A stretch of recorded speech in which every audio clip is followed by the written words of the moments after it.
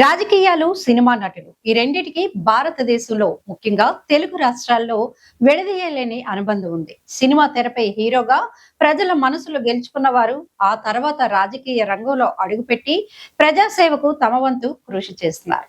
తెలుగు రాజకీయాల చరిత్రను చూస్తే ఈ ప్రయాణానికి నాంది పలికింది మహానటుడు, మాజీ ముఖ్యమంత్రి నందమూరి తారక రామారావు. తెలుగు ప్రజల ఆత్మ గౌరవ నినాదంతో రాజకీయాల్లోకి వచ్చి చరిత్రని సృష్టించారు. ఆ తర్వాత మెగాస్టార్ చిరంజీవి రాజకీయాల్లోకి అడుగుపెట్టి ప్రజారాజ్యం పార్టీని స్థాపించారు.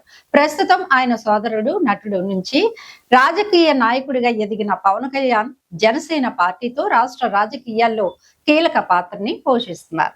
తెలుగులోనే కాదు, తమిళనాడులో కూడా సినీ తారలు రాజకీయాల్లో తమదైన ముద్ర వేశారు.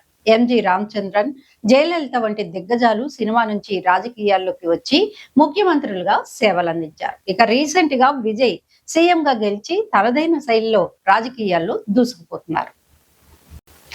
అయితే ఇప్పటికీ పలువురు స్టార్ హీరోల రాజకీయ అరంగేట్రంపై చర్చలు కొనసాగుతూనే ఉన్నాయి. అభిమానుల్లో ఆసక్తి, రాజకీయ వర్గాల్లో చర్చలు ఎప్పుడూ హాట్ టాపిక్ గా మారుతూ ఉంటాయి. ఈ నేపథ్యంలో తెలుగు సినీ పరిశ్రమలో తన నటనతో కోట్లాది అభిమానులను సంపాదించుకున్న జూనియర్ ఎన్టీఆర్ రాజకీయాల్లోకి వస్తే పరిస్థితి ఎలా ఉంటుంది? నందమూరి కుటుంబ వారసుడిగా, మాజీ ముఖ్యమంత్రి ఎన్టీఆర్ మనవడిగా ఆయనకు ఇప్పటికీ ప్రత్యేక గుర్తింపు ఉంది. ప్రజల్లో మంచి ఫాలోయింగ్, యువతలో విపరీతమైన క్రేజ్, అద్భుతమైన వక్తృత్వం ఆయనకు పెద్ద బలాలని చెప్పాలి.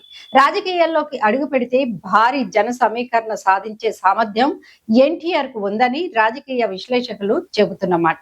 ముఖ్యంగా యువ ఓటర్లను ఆకర్షించే శక్తి ఆయనకు ఉందనే అభిప్రాయం వ్యక్తమవుతోంది. అయితే రాజకీయాలు అంటే కేవలం ప్రజాదరణ మాత్రమే కాదు, నిరంతర ప్రజా సేవ, పార్టీ వ్యవస్థ, వ్యూహాత్మక నిర్ణయాలు, క్షేత్రస్థాయి నాయకత్వం కూడా అవసరం. ఈ అంశాల్లో ఆయన ఎలా రాణిస్తారనేది కాలమే నిర్ణయించాలి.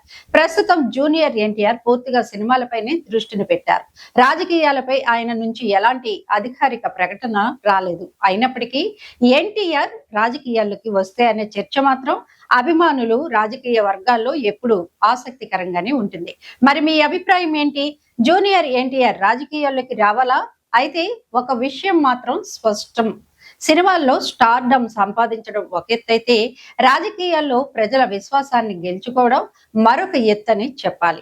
ప్రజాసేవ పట్ల అంకిత భావం, నాయకత్వ లక్షణాలు, ప్రజల సమస్యలపై అవగాహన ఉంటేనే రాజకీయాల్లో దీర్ఘకాల విజయాన్ని సాధించగలరు. మరి మీ అభిప్రాయం ఏంటి? మీ కామెంట్ల రూపంలో తెలియచేయండి. అలాగే సినిమా స్టార్లు రాజకీయాల్లో విజయవంతం కావడానికి స్టార్ ఇమేజ్ సరిపోతుందా, లేక ప్రజాసేవే అసలైన అర్హత?